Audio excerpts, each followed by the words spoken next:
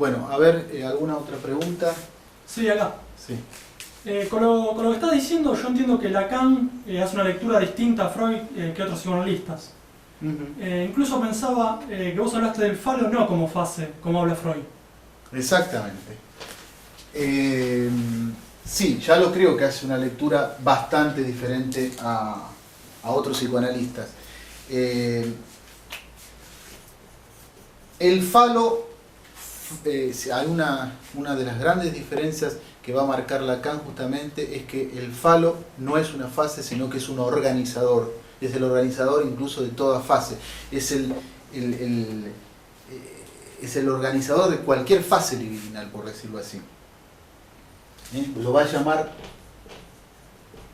núcleo central de el complejo de castración. Es decir, sin el falo no hay ninguna fase, por decirlo así. Por eso hablábamos de la famosa ecuación simbólica de Masota.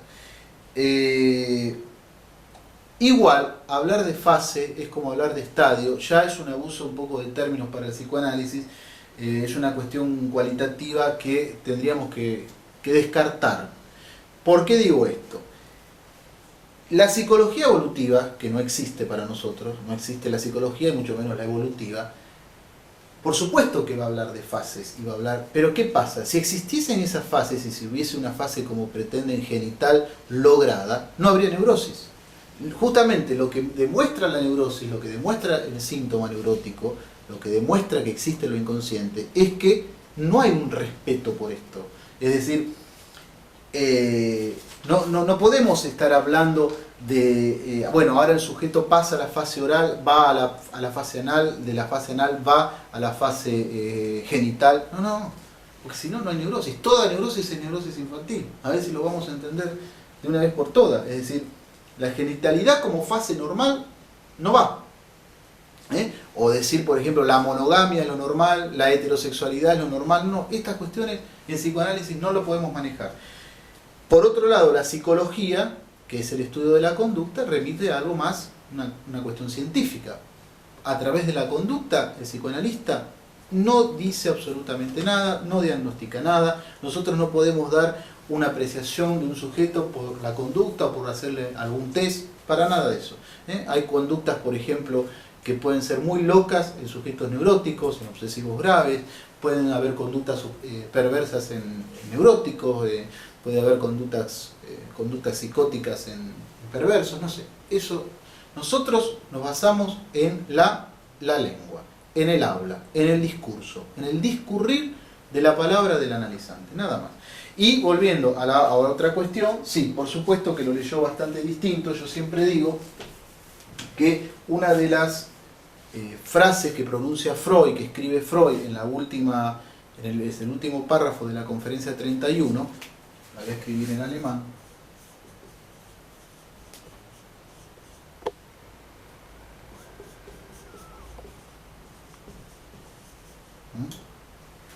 Esta famosa frase freudiana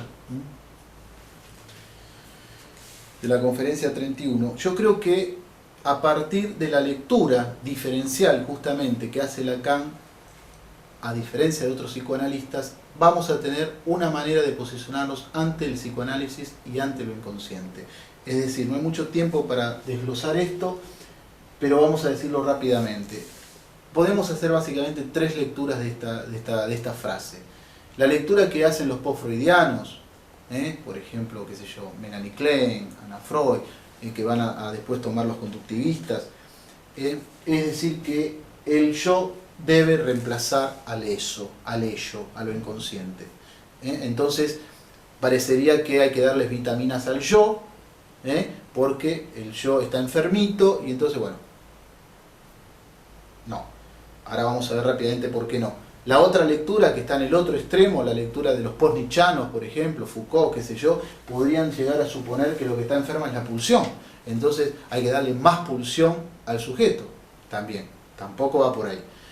Ni la pulsión ni el yo. No hay nada más enfermo que el yo del paranoico. El paranoico está, digamos, intoxicado de yo. Así que fíjense que justamente por eso Lacan luchó tanto contra la psicología del yo, porque justamente no se trata de darle vitaminas al yo. Y tampoco hacer una cuestión con respecto a la pulsión. Es una locura, un disparate pensar eso. Lo que va a decir Lacan primero es que esto, traducido como el eso, no es lo inconsciente. Entonces, tenemos que ir diferenciando estas cuestiones. La cuestión del Word la va a traducir como estaba, que es una diferencia con estuvo. Estaba, como lo sabemos en lingüística o en semiología, que hay que esperar que se produzca el acontecimiento y después a posteriori vamos a saber qué sucede. El tren, hubo una huelga de trenes, el tren estaba, el tren llegó o llegaba. Bueno, el ejemplo que da la lingüística. El ich no es el yo, ¿no es cierto?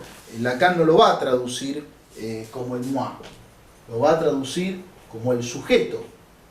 Entonces tenemos, por un lado, el eso, que no es lo inconsciente, y por otro lado, el sujeto de deseo. Este eso tiene que ver con algo en el orden del goce. La carta 52 de Freud es bien clara en este aspecto, donde va a poner las cuestiones de las primeras inscripciones como que podríamos decir una alforja, donde Lacan lo va a comparar con el globo de lotería, donde hay diferentes, lo estoy diciendo muy rápido porque no tenemos mucho tiempo. Acá en esta parte está el eso, están las inscripciones, las huellas, digamos, salen como salen. Si yo tengo un globo de lotería, va a salir primero una, después va a salir otra, salen en diferentes órdenes. Pero por supuesto, si cambio el orden, no es lo mismo este orden que este orden. Por eso Lacan va a decir que lo inconsciente está de este lado. Lo inconsciente está estructurado a la manera de un lenguaje, pero se ordena en un discurso. Depende cómo va saliendo.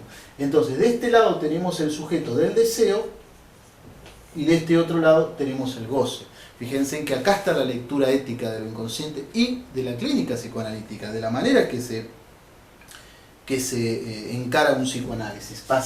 Darle un sentido ético a este goce, pasar del goce al sujeto deseante. Allí donde eso estaba, es deber moral que el sujeto de deseo advenga. Es decir, en una lectura bastante, o como dirá Araya acá, devenga. Devenga. Bueno, son lecturas bastante diferenciales. Me acuerdo que Lacan decía que lo inconsciente quiere decir que el sujeto sabe leer. Esto porque empezamos hablando de la letra. Ustedes saben que, por ejemplo, la abeja no lee, que sirve, por ejemplo, a las fanerógamas para la reproducción y todas esas cuestiones. Se supone que un sujeto, un analizante, en el análisis está aprendiendo a leer. En esta cuestión de lo que es la manera de posicionarse con su goce y pasar a convertir algo en el orden del deseo, de ser un sujeto deseante. Bueno, les agradezco por hoy.